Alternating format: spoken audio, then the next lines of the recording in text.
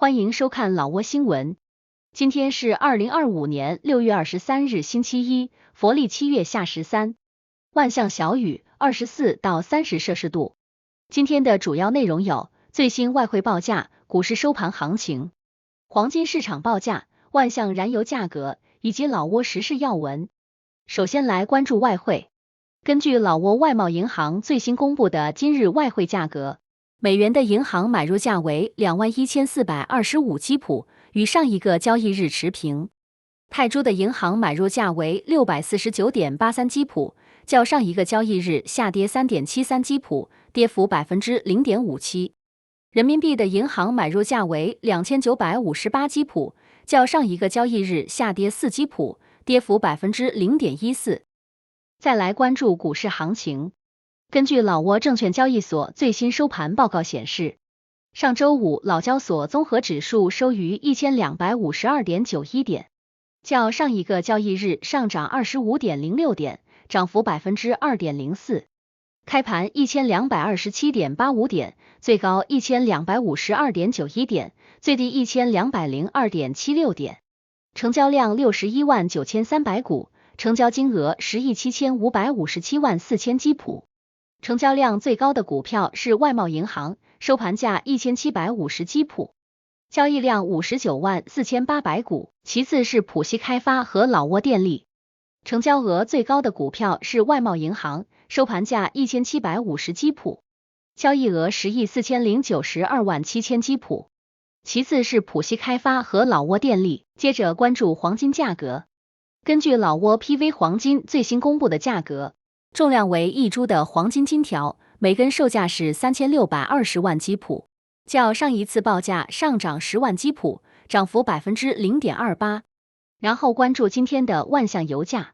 今天万象市各加油站执行6月18日老挝工贸部公布的燃油价格，柴油每升18920基普，普通汽油每升23490基普，95号汽油每升29410基普。接下来一起关注时事要闻。1. 副总理出席第28届圣彼得堡国际经济论坛。副总理沙伦塞贡马西率团参加了在俄罗斯圣彼得堡举行的第28届圣彼得堡国际经济论坛。本次论坛主题为多极世界增长的基础，旨在探讨全球经济、技术创新、国际贸易与投资、粮食安全等多个重要议题。沙伦塞贡马西副总理作为嘉宾，参与了重要议题的讨论。他强调了老挝在担任东盟轮值主席国的成果，并指出当前的国际金融体系存在不平等，呼吁改革以减少对美元的依赖。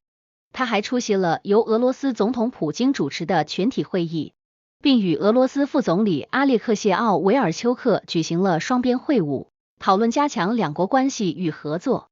此外，他还与俄罗斯企业界代表会面，以吸引更多对老挝的贸易和投资。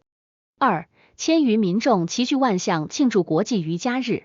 6月21日，印度驻老挝大使馆在万象举办了第11届国际瑜伽日庆祝活动，主题为全球瑜伽，健康人人，吸引了超过1000名民众和瑜伽爱好者参与。印度驻老挝大使强调瑜伽在促进身心健康方面的重要性，并指出今年活动的主题凸显了瑜伽与全球民众健康的紧密联系。老挝方面表示，自2016年联合国将6月21日定为国际瑜伽日以来，印度大使馆与老挝政府每年合作举办庆祝活动，瑜伽练习者持续增加。3. 甘盟省雨季作物种植完成 88.79%。在2025年雨季作物生产季，甘盟省计划种植总面积达13795公顷，预计产量为226681吨，其中粮食作物计划种植2607公顷，预计产量28839吨，经济作物计划种植11188公顷，预计产量197842吨。与去年相比，今年雨季作物的种植面积增加了534公顷。截至目前，雨季作物已完成种植12248公顷，占总计划的 88.79%。计划种植面积较大的5个县包括塞布通县、孔坎县、约姆马拉县、纳凯县和他曲县。预计全省雨季作物种植将在今年9月完成。4. 阿达颇省一处咖啡园内发现一枚重型航空炸弹。挪威人民援助组织报告称，6月17日，该组织团队接到报告，在阿达颇省沙南塞县达巴杜村一处咖啡园内发现一枚 M117 型航空炸弹，重约750磅，相当于340公斤。这枚炸弹位于地表，距离附近的房屋仅400米。目前，排爆队已成功安全地销毁了该枚炸弹。5. 4名青少年涉嫌贩卖电子烟被捕。6月18日，沙湾拿吉省警方逮捕了4名涉嫌贩卖电子烟的青少年，并查获4600余支电子烟。最初，警方在凯山丰威汉市拦截了2名骑摩托车的青少年，并在他们车上发现电子烟。2人供称受雇于一名叫艾米的女子，负责送货。随后，警方顺藤摸瓜，逮捕了另外2名负责保管电子烟的青少年，并在他们住处查获大量电子烟、现金和手机。目前，所有嫌疑人及缴获物品已被送往公安部门，将依法进行调查和起诉。6. 老挝游泳队赴胡志明市集训备战东南亚运动会。6月19日，万象首都游泳联合会副主席普万普隆洪率领一支由8名年轻游泳运动员组成的代表团前往越南胡志明市进行为期3个月的集训。此次集训旨在为2025年11月举行的全国运动会和2025年12月在泰国举行的第33届东南亚运动会做准备。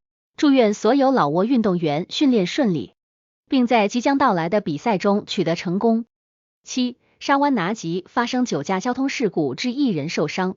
6月21日凌晨0点24分，沙湾拿吉省凯山丰威汉市道和昂餐厅前发生一起交通事故，一辆汽车因司机酒后驾驶，撞上道路中央的隔离带后发生侧翻，事故导致1名女性受伤。救援队已对伤者进行初步急救，并将其送往省医院。8. 万象市塞塔尼县发生内涝积水。6月21日，由于连续数小时强降雨，万象市塞塔尼县顿地乌村附近地区发生严重内涝积水。以上就是今天的老挝新闻，欢迎点赞、评论和订阅，我们明天见。